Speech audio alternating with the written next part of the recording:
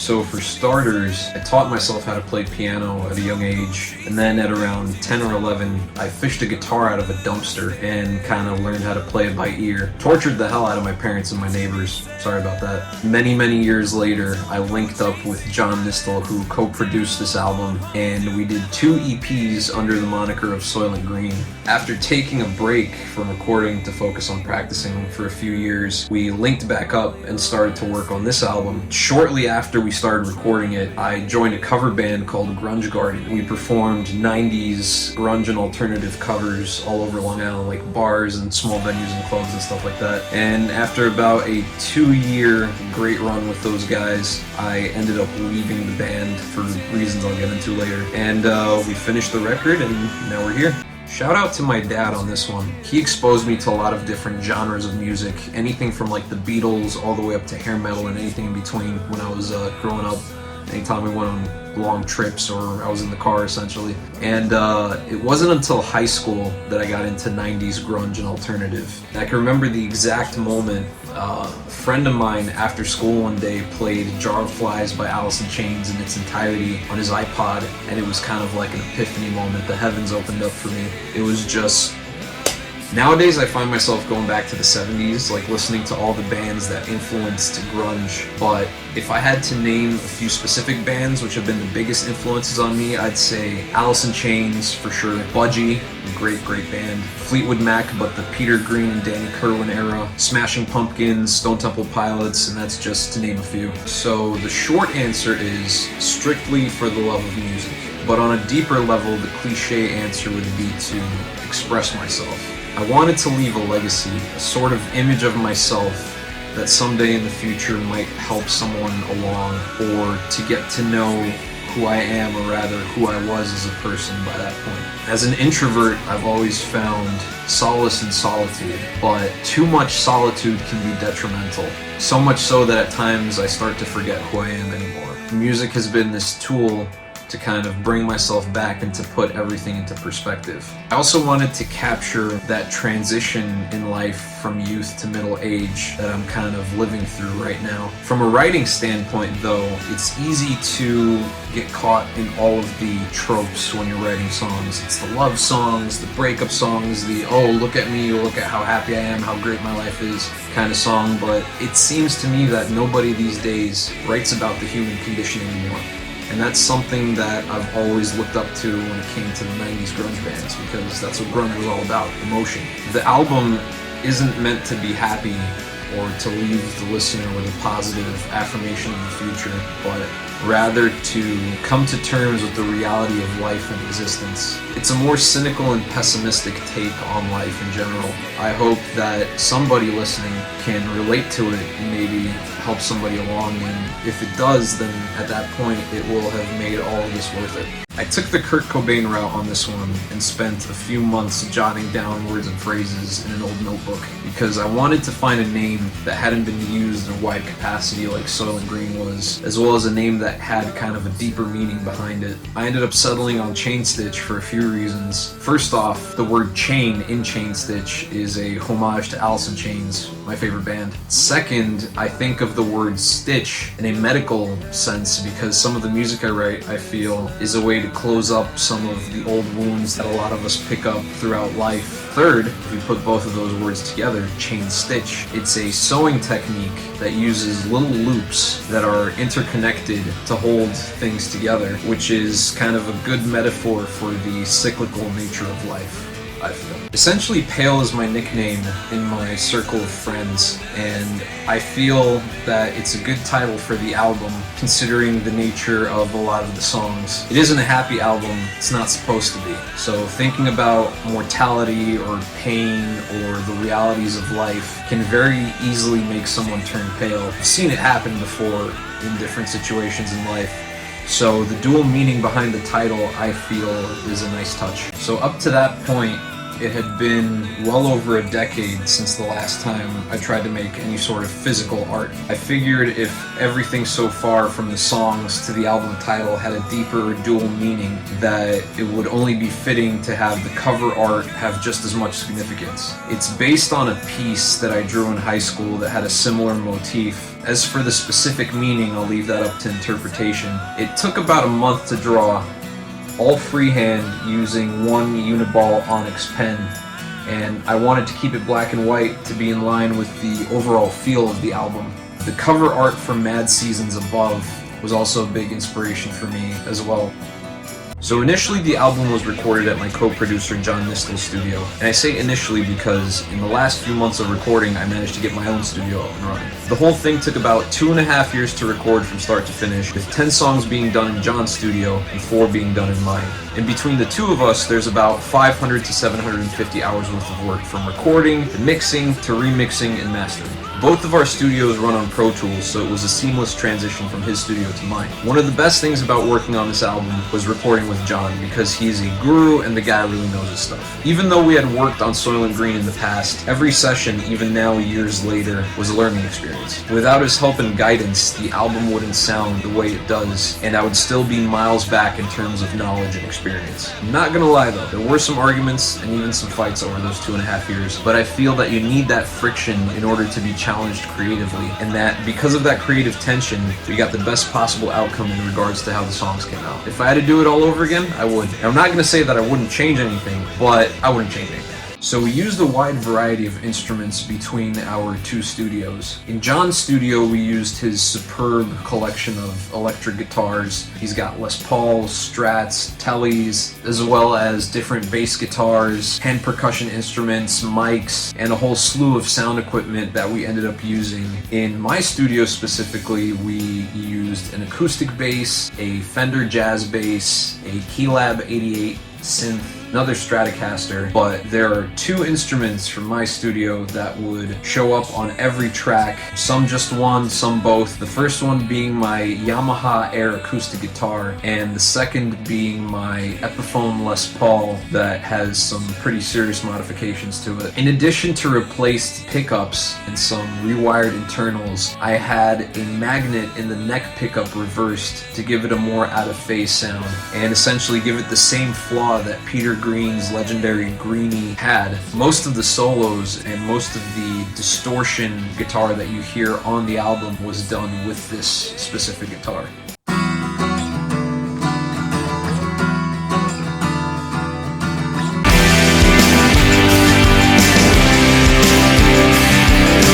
Jimmy Says was the first song that I came up with for this record. About 3 or 4 months before we started recording, I had to spend a month apartment sitting for my parents while they left the country, and in that time I had nothing better to do than to wake up, do chores, smoke some weed, and just practice and write day in and day out. I came up with about 20 songs during that time, but only a couple would end up making the cut on this record. Coincidentally, the majority being the first 4 tracks of the record. When I showed the demo for Jimmy Says to John for the first time, he was pretty stoked on it. I had a bad habit of writing long repetitive songs, so he helped me cut the fat out, the fat being about 2 minutes of material off of the final product. Other than that, not much was changed from the demo itself. As for the lyrics, the name Jimmy has 2 meanings. One was, at the time, I was listening to a lot of Weezer, and in the song Say It Ain't So, you have the famous line of wrestle with Jimmy.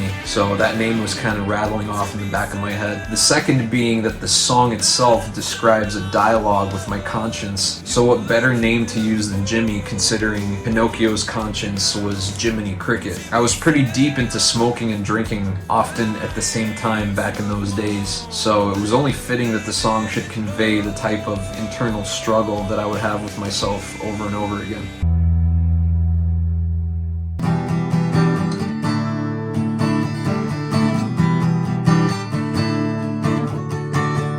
Although the main types of songs on this album deal with an internal nature this is one of the few exceptions. So this is probably the closest of any song on the album that has a direct message. It was kind of my middle finger to the corporate media establishment, to Hollywood, to the music industry, and it's supposed to be a wake-up call from all of the lies and BS that we're exposed to on a daily basis. The old axiom being that if you tell a lie often enough, it will eventually become the truth. This was also the most difficult song to record for the album. The demo was long and slow and more of an acoustic ballad in the vein of Alice in Chains' Rotten Apple, but after I showed John the demo, he wasn't really convinced of that idea. Kind of wanted to take it in a more up-tempo pop/punk direction, and at the time I was pretty stubborn and didn't want to budge or change anything. So we ended up recording and mixing a completely different version of this song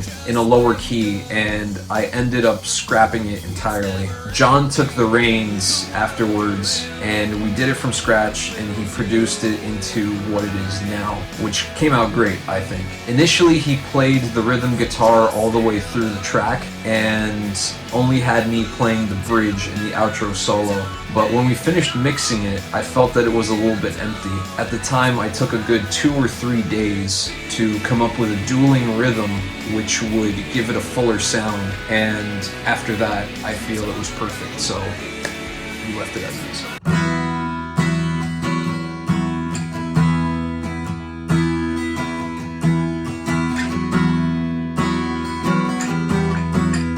The seeds of this song initially came to me while on the road visiting family in Chicago. I always make it a point to take an acoustic guitar with me on the road so that I could practice and not be completely stale by the time I get back home. So I could vividly remember coming up with the chords to this one at like 2 or 3 in the morning at my aunt's house, playing in the dark, just quiet enough not to wake anybody in the house up. And I feel like that kind of influenced the dark nature of the song that would later be flushed out during that month-long apartment sitting session. Considering the subject matter of the lyrics, this is the only song on the album to depict a self-contained story. So it's about a guy who finds out that the love of his life has lied to him, so he decides to take matters into his own hands. Initially it was gonna be acoustic only and a lot gloomier, and that's the way that I recorded the demo, but after I showed John the demo, he suggested a more effective way of conveying that gloominess that I wanted by not showing all of my cards at once per se. So we did a full band arrangement, and we ended up going with major chords but kept a contrasting dark melodic undertone on at least 1 or 2 of the rhythm guitars, which you could hear most pronounced during the choruses. It conveys something that's beautiful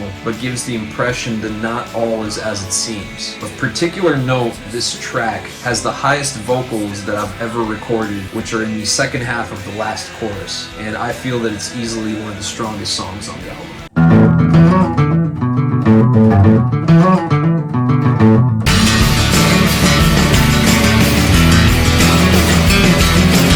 Penance was literally a lightning in a bottle moment for me. I've never had a song materialize as quickly as this one did before. I was still apartment sitting and it was a rainy day. I didn't smoke that day because I couldn't do it indoors and I didn't feel like getting soaked outside. So it got me thinking about where I was in life, how I was feeling about it, and what I could do, or rather what I should do, to get it back on track. I needed to exact a penance for all the years that I kept spinning in circles. I started plucking the riff, lending to the style of Peter Green on the Fleetwood Mac track Oh Well. I was listening to a lot of Days of the New's first record at the time, so I knew that I wanted the song to have like an acoustic heavy rock kind of sound to it. After about 20 minutes I had the whole thing figured out. The lyrics came just as fast, and within 90 minutes I had gone from the conception of the song to completing the demo, and the demo was like one take, one take, one take. It went super quick. It was just as quick in the studio because when I took it in and showed it to John, I wanted to keep it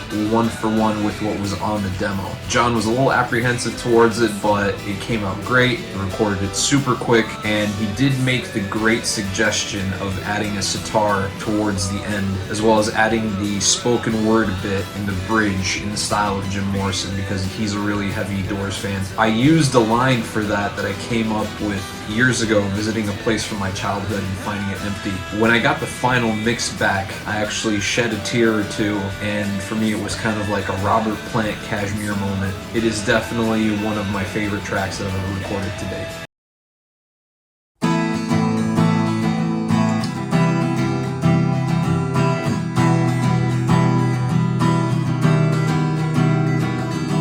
I took a break from writing for a while because I was trying to make ends meet and trying to secure funding for the eventual building of my home studio. And around the same time, John sent me a Craigslist ad for a 90s grunge cover band who were looking for a lead singer. I decided to throw my hat into the ring and eventually ended up getting the gig. So I was now part of Grunge Garden. We were covering Alice in Chains, Soundgarden, Pearl Jam, Stone Temple Pilots, all of these bands that I grew up loving and still listen to this day. And it was great. John and I were still busy recording the first 4 tracks for the album, so I didn't need to bring any new material to the table for a while. And at this point, I started going crazy on the smoking and drinking binges, trying to chase that rock and roll lifestyle that every musician dreams of. I mean, we weren't big by any means, but it was still nice to get a small taste of what that lifestyle could be like. Around the same time, I got deeper into Peter Green's backstory of LSD abuse, which culminated in his writing the song The Green Manalishi,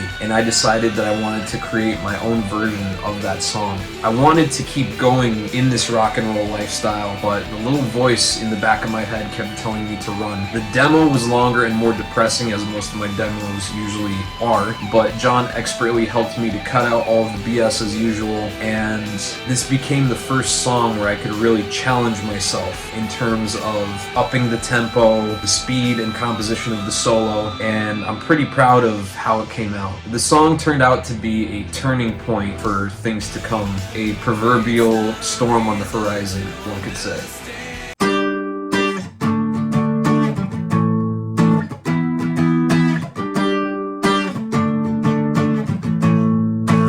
I can promise you straight away that I'm never going to do another song like this one. This wasn't planned at all. I was bored one night and I had these 2/8 of shrooms that I had lying around that I got from a friend. And I never took a full eighth before, but I figured screw it, if I'm going to fully trip, I'd rather do it at home rather than out there somewhere or hanging out with my friends. So I took a whole eighth, and as it kicked in, I grabbed my guitar and came up with the riff of the song. Everything turned into a kaleidoscope of colors, and I just started rapping. And as I rock steady, I'll damage it. The whole first verse, boom, right there, it was out in one shot. Over the course of the whole night, I would attack the song, get burned out, take a break, get back to the song and attack it again. Next thing you know, it was 11 a.m. the next day, and I crashed hard. But the song was completely done by that point. I slept until about 7 or 8 a.m. the next day, almost a full 24 hours, and I had a session with John later that day. We had plans to do something completely different, but I decided,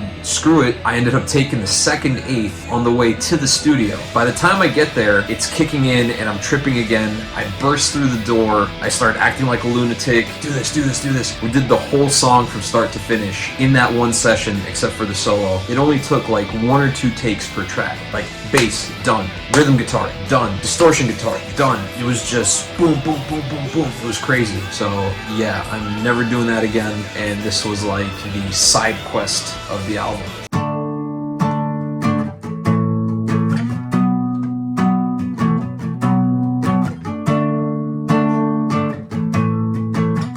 The acoustic version of this song was recorded first. As soon as we finished recording that, John suggested that we should do a full band arrangement, and I agreed, but there was some contention as to the direction in which we would take that recording. But before I get to that, I should mention a little bit of the backstory. This was around my 29th birthday, and I was starting to kind of spiral out. The years of drinking and smoking, coupled with personal stuff that I was going through, band drama, and the realization that the last throes of youth were upon me made me feel kind of depressed at the time. Your whole life you're brought up thinking that you're gonna reach the stars and have this fairy tale ending, but growing up is realizing that that isn't always the case, and that hit me like a ton of bricks. This was the last song before the crash. That storm on the horizon was essentially at the foot of my door. The song itself ended up coming out as this yin and yang, the sorrow of the lyrics dancing around the beauty of the melody,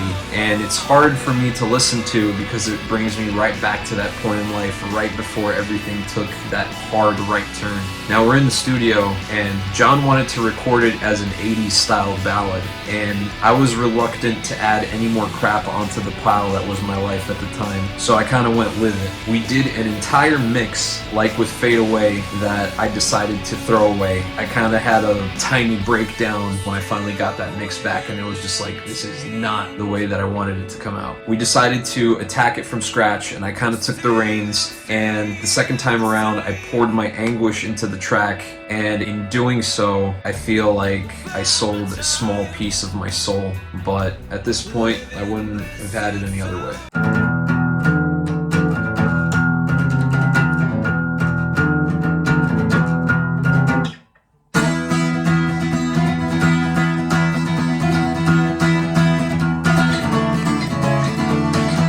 At this point, everything crashed hard.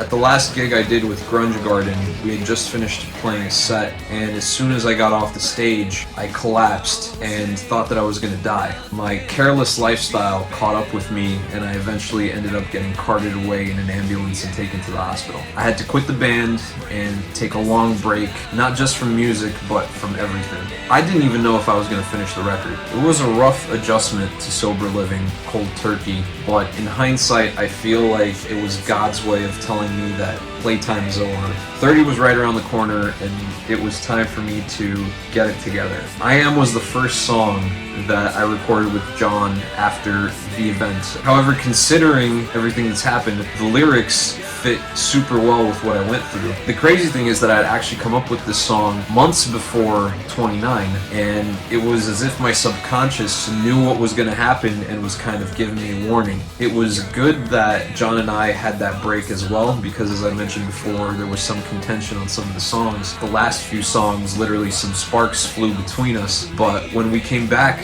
to recording with this one, it went as smooth as I could have hoped. It also reassured me that I didn't need to resort to vices to play well.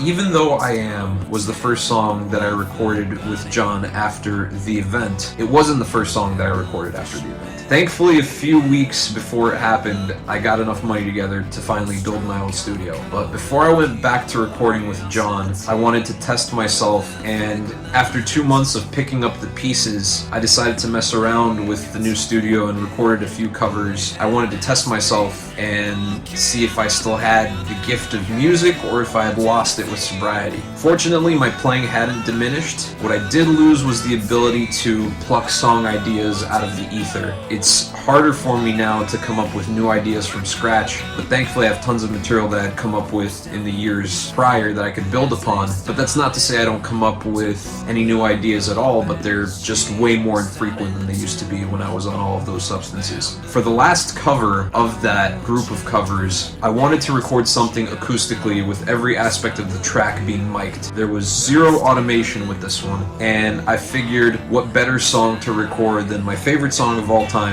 Couldn't Know by Paw. You should check out Paw, fantastic band from the 90s. I took inspiration from all of the unplugged concerts, Alice in Chains, Live, Pearl Jam, Stone Temple Pilots, Nirvana, and I wanted to attack the song as if it were to be performed on an unplugged show. For me, this was my musical rebirth, and it came out so well that I knew that I just had to put this particular one on the album.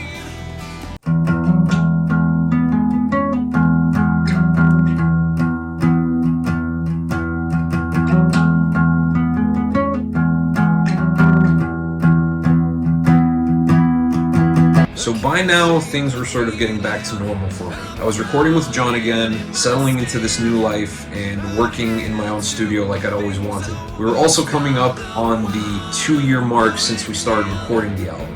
and we didn't have the luxury of spending a month straight in a studio. In actuality, it took so long because we were recording only a few hours every week or every 2 weeks by that point. Considering I was entering into a new chapter in my life, I didn't want to take another year or two to finish this record and have the songs feel irrelevant by that point. So I took it upon myself to pick up the slack and do a couple of them myself. Rain was the last song that I came up with before the event, and the opening riff was recorded on my phone as a voice memo about 3 days before it happened. I consider it almost a cosmic goodbye, a parting gift from the ether as that door had closed behind me with sobriety. I was listening to a lot of Smashing Pumpkins at the time as well, so I wanted to make it into a song that would fit on an album like Siamese Dream. Even the main harmony vocal is my poor man's impression of Billy Corgan, but I put it so low in the mix that you could barely hear it. The lyrics came about during the recording kind of spontaneously, and as for the overall meaning, I'll leave this one up to interpretation.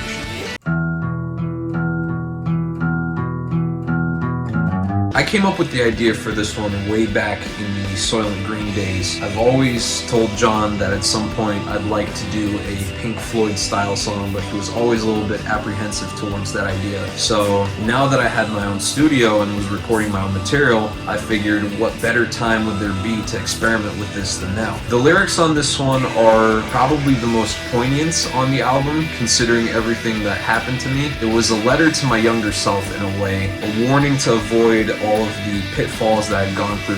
But right before I got to recording, I decided to tweak the lyrics to cater more towards the listener rather than make it from a first-person perspective. Why shouldn't I try to steer others away from making the same mistakes that I did? Although it is a bleak vision of reality in a way, recording this was very therapeutic for me. It also gave me the chance to try different recording techniques, effects, and other things that I'd never done before in the comfortable setting of my own home without having the constraints of time over my head, because when I recorded with John, we'd usually have studio time 2 hours here, 4 hours here. I could work on this thing as much as I wanted and experiment with it as much as I wanted. I was quite happy with the guitar tones and how the solo came out as well. The one thing I couldn't figure out was how to make the clean guitars cut through the mix better, but with the amount of reverb on the track, I consider it kind of a happy accident as to how atmospheric the whole thing turned out.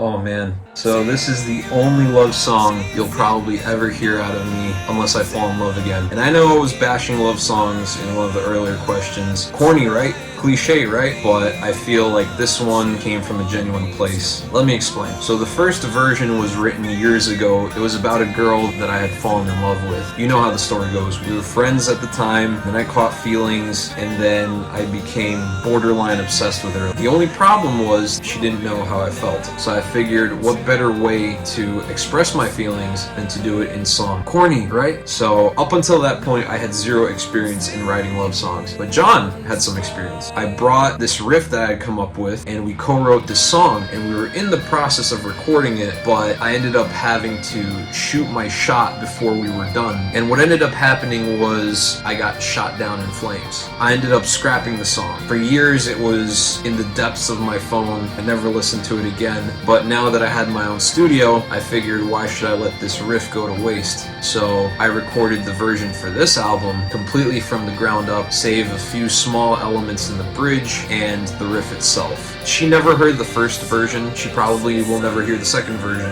That might be for the best. It would have been a waste not to put on the album.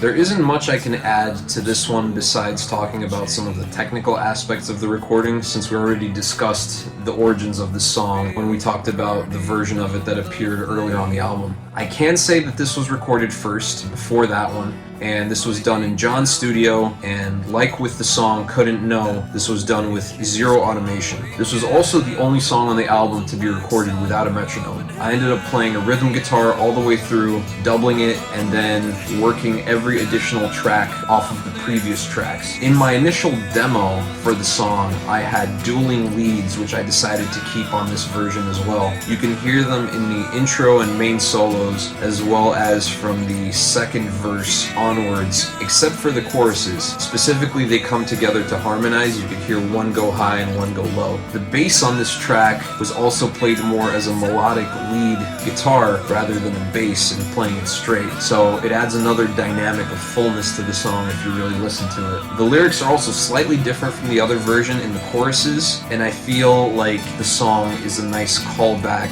as the second to last track. It's kind of like a nostalgic take on the record up to this point, but the full nostalgic take would be in the next song.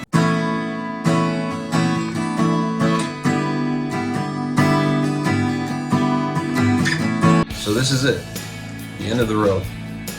This was the last song written for the album, the last song recorded for the album, and this was the last song that was recorded in John's studio. I initially came up with the melody for this one during the time that I was apartment sitting, so long ago at the very beginning of this project. Considering the topic of the circular nature of life has popped up so many times, I figured wouldn't it be nice to take an element from the very beginning and tie it to the very end as a nice closer to the whole thing. The title itself comes from the day that the lyrics were written on. It was just a Tuesday, and I figured it would be cool to have a non sequitur as the title of a song, like a lot of Smashing Pumpkins songs do, like Mayonnaise or Rhinoceros, for example. The song itself is meant to be a retrospective of the last few years. The verses and choruses are melodically happy, the post-choruses are somber and meant to snap you back into reality. I'm particularly proud of the solo on this one for a number of reasons. First off, every solo up to this song I played on my